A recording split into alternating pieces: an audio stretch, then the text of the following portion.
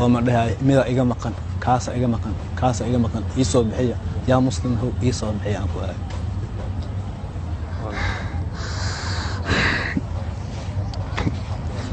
shan caruur ah oo dhalay Xasan Cabdullaahi ayaa halkan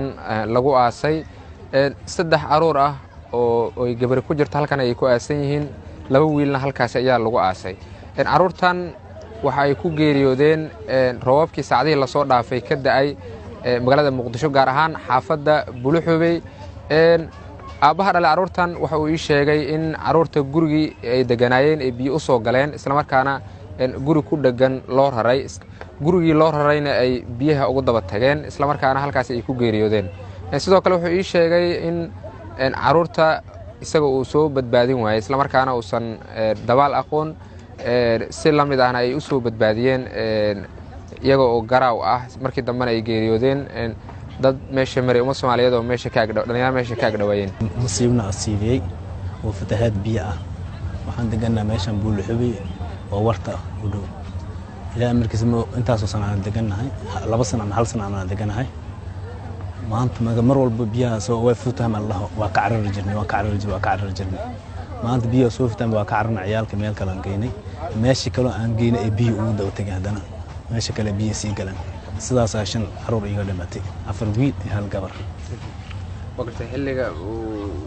caruurta biyaha ay ku laaynayeen xageed adii ku sugnayd aniga waan joogay gabadha aan qabay joogtay cilmiyan kala cararnay meel kale aan geynay haddana waxaan soo oday anay ilaalay aabihi ah oo xanuunsan asiga soo wada asnaanay asiga soo diiday xoogan ku soo wadnay sidii markaan soo laabanay cilmihi ciyaal waxaan markay biyaha halka u maraay qofka weyn biyaha halka soo maraay midkooda la soo aasnay sida meeska soo bixinayso waqti guriga markaas ay ku sugnaayeen gurigii hore oo degnaydeen ama guri kale oo guriga aan ku degnayn waa ka goona biyaha ay soo galayeen mar walba ay soo galaan marka soo galaan biyaha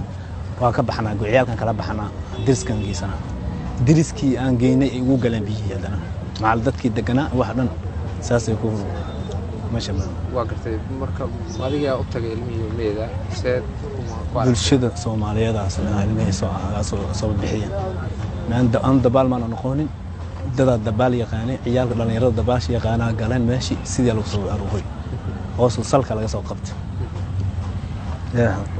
waqti yaalo oo lagu keenay marka ilmihiim ana abid taagnaaba oo ma dhahay mid iga maqan kaasa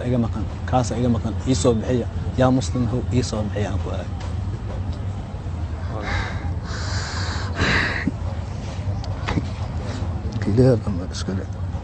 إلهي ما هذا إسكاله إنا لله وإنا إليه راجعون وقت عروت من غير كوبنا عرورته أفر ويلي هالقبر واحد ودهان عروت من غير عرورته بعضهم غير شيء تضوي إلى شيء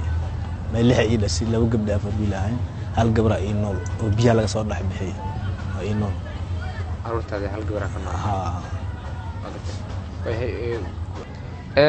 Cabdullaahi waxa uu ka mid ahaa dadkii qarax uu ku waxyeeloobay qaraxii ka dhacay Soobe 14 Oktoobar wuxuu ii sheegay in qoyska uu ahaa qoys danyar ah isla markaana caawa aysan haysan meel ay seexdaan si la mid ahna maamulka gobolka Banaadir ilaa iyo hadda aysan ka jawaabin dhacdadaasi xanuunka badan caawa meel seextan ma haysano hooygii wax dhan way burburan jiingada hayeen walba